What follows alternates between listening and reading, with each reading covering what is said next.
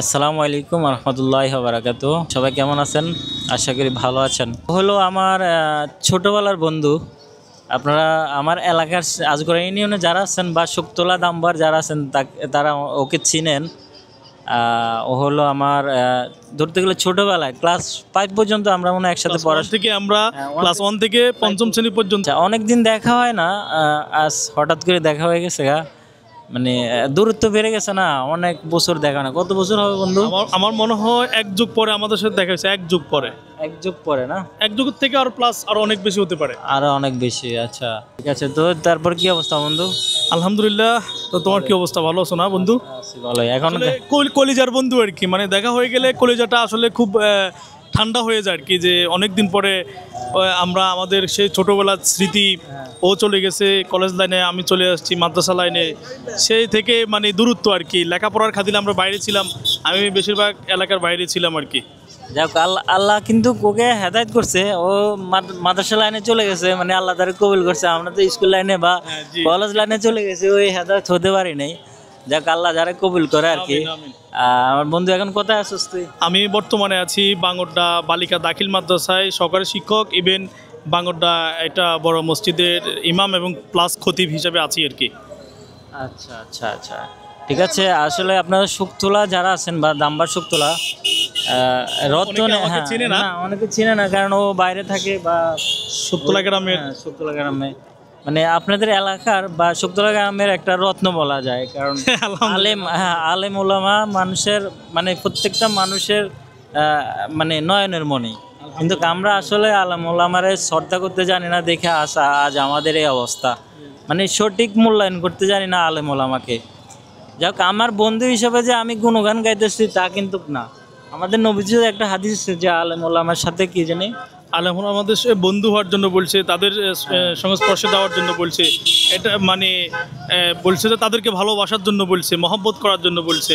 কেননা আল্লাহ রাসূল সাল্লাল্লাহু আলাইহি সাল্লাম বলছেন যে আল মারউ মা মান আহাব্বা, যে ব্যক্তি যাকে ভালোবাসবে কিয়ামতের ময়দানে তার হাসর হয়ে যাবে। সুবহানাল্লাহ। তার মানে সে যদি আলেমকে ভালোবাসে, হাক্কানি আলেমকে ভালোবাসেন, তাহলে কিয়ামতের ময়দানে তার সাথে হাসর হবে। সে যদি খারাপ একটা লোককে ভালোবাসেন, তাহলে খারাপ লোকের সাথে আল্লাহ সুবহানাহু ওয়া তাআলা তাকে হাসর করাবেন। যাক, আসলে আর আমরা বিশেষ করে আমি মহব্বত করি বা ওরা মহব্বত করে, মানে আহাব্বা লিল্লাহ, আল্লাহ তাআলার জন্য আমরা মহব্বত করি। এবং ওয়ামান আবগাদা লিল্লাহ, মানে আমরা ঘৃণাও করব আল্লাহ তাআলার জন্য। যাক, আসলে এগুলো আসলে আমরা হাদিস কোরআন শুনি বা দেখি বা ওয়াজ মাহফিলে যাই, কিন্তু আমল করার তৌফিক সবার হয় না, তাই না? মানে সবাই জানি শুনি বুঝি, কিন্তু আমল করার তৌফিক সবার হয় না। আলহামদুলিল্লাহ, আমাদের জন্য সবাই দোয়া করবেন। জি অবশ্যই। আর মৃত্যুর আগ পর্যন্ত যাতে বন্ধুর সম্পর্কটা টিকে থাকে, আমিন আমিন, ওই দোয়াটাই করবেন। কারণ এখনকার যুগে আসলে মানুষের হায়াত একবারে সংকীর্ণ, একদম সংকীর্ণ। হ্যাঁ, আমাদের হায়াত একদম কম। তো ওই সংকীর্ণ অবস্থায় আমরা যাতে আল্লাহর ইবাদত করে বা ভালো কাজ করে আল্লাহ দাসত্ব করে দুনিয়া থেকে চলে যেতে পারি, সন্তুষ্ট সেই লক্ষ্যে উদ্দেশ্যে আমরা যেন কাজ করতে পারি। আর বিশেষ করে আমি আমাদের শুকতলা গ্রামের একজন ছোট, আমি বলবো না যে আমি বড় আলেম, আমি ছোট হিসাবে আমি সবাইকে বলবো যে আপনারা সবাই আলেমদেরকে মহব্বত করুন। কারণ আমাদের এই শুকতলা গ্রামে এখনও আমাদের এটা ঘাটতি আছে আর কি, যে আলেমদের স্পর্শে যাওয়া, আলেমদের সাথে একসাথ হওয়া, আলেমদেরকে মহব্বত করা, ভালোবাসা, এগুলো আসলে আমাদের বিশেষ করে আমাদের গ্রামে, আমাদের আজকের বিশেষ করে আমাদের শুকতলা গ্রামে কম আর কি। আর আসলে আমি লেখাপড়ার খাতিরে আমি বাইরে ছিলাম। আমি বাইরে থেকে বিশেষ করে আমি নাঙ্গলকোট থেকে আমি দাখিল আলেম ফাজিল কামিল দিয়েছি আমি ঢাকা আরবি বিশ্ববিদ্যালয় থেকে। সে সময়তে আসলে আমি এলাকায় আমাকে অনেকে চিনে না, অনেকে জানেও না। তো সেক্ষেত্রে আসলে আমরা আলেমদেরকে বিয়ে করা, আর আমাদের শুকতলা গ্রামে আরও আলেম বাড়ানো, এক কথা হচ্ছে মাদ্রাসার প্রতি উৎসাহিত করা, মাদ্রাসা লেখাপড়া করানো, এগুলোর প্রতি আমাদের অবশ্যই উৎসাহ দিতে হবে। আল্লাহ নবী সাল্লাল্লাহু আলাইহি ওয়াসাল্লাম বলেছেন যে খায়রুকুম মান তাআল্লামাল কুরআন ওয়া আল্লামা, তোমাদের মধ্যে সর্বোত্তম ওই ব্যক্তি যে কোরআন শেখে এবং অন্যকে কোরআন শিক্ষা দেন। তো সেক্ষেত্রে আমি সবাইকে বলবো যে আল্লাহ তাআলা যেন সবাইকে ইসলামের জন্য কবুল করে, ইসলামের খেদমত যেন আমরা করতে পারি। আমাদের নিয়ত থাকবে আল্লাহ সন্তুষ্টির জন্য, দিন কায়েমের জন্য, আল্লাহর জমিন আল্লাহর দিন বাস্তবায়নের জন্য। আমরা যেন সবাই একসাথে কাজ করি, এটাই আমাদের লক্ষ্য উদ্দেশ্য থাকবে আর কি।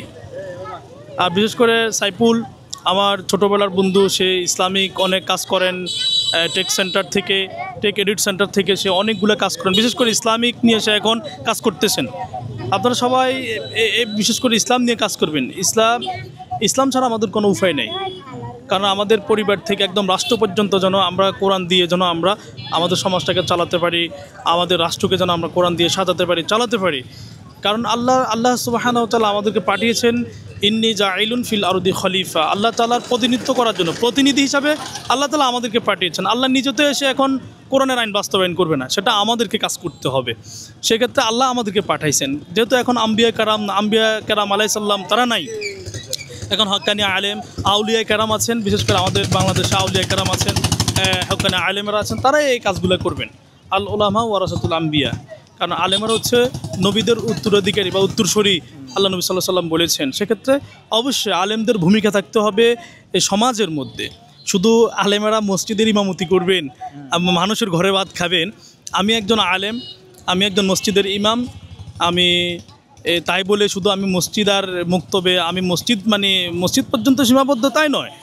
আমরা মসজিদের বাইরে একজন মসজিদের ইমাম সে নামাজ পড়াবে, একজন মসজিদের ইমাম সে ইউনিয়ন চেয়ারম্যান হবে, একজন মসজিদের ইমাম হবেন, একজন উপজেলা চেয়ারম্যান হইতে ডিসি, এরপরে যাই মেয়র হবেন, একদম লাস্ট আমাদের পার্লামেন্ট মেম্বার হবেন। কারণ একজন ইমাম যদি একজন আলেম যদি সংসদে যেতে পারে, তাহলে অবশ্যই সে কোরআন নিয়ে কাজ করবেন, আল্লাহর জমিন আল্লাহর দিন বাস্তবায়নের জন্য সে কথা বলবেন, মানুষের অধিকার নিয়ে কথা বলবেন।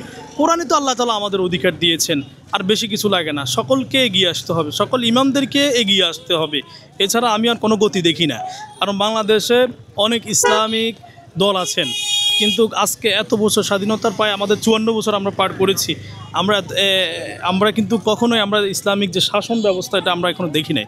তো সেক্ষেত্রে আমাদের বাংলাদেশে অসংখ্য আলেম, অসংখ্য মাদ্রাসা, অসংখ্য মসজিদ আছে, কিন্তু সেক্ষেত্রে আমাদের কয়জন আলেম সংসদে আছেন? আমার প্রশ্ন থাকবে এটা, যে আমাদের বাংলাদেশে যেখানে অ্যাসেম্বলি বা আমাদের যেটা পার্লামেন্ট, যেখানে আপনার সংসদ ভবন, ওই সংসদ ভবনে কয়জন আছে আলেম?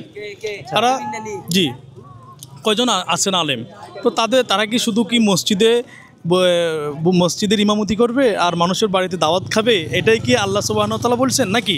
না, কখনোই না। আল্লাহ তাআলা বলছেন যে হ্যাঁ, তুমি মসজিদের ইমাম থেকে রাষ্ট্রের ইমাম পর্যন্ত হবে, মসজিদের ইমাম বিচার করবে এবং রাষ্ট্রের ইমাম বিচার করবে, রাষ্ট্রীয় পর্যায়ে সেই বিচার কার্য পরিচালনা করবেন।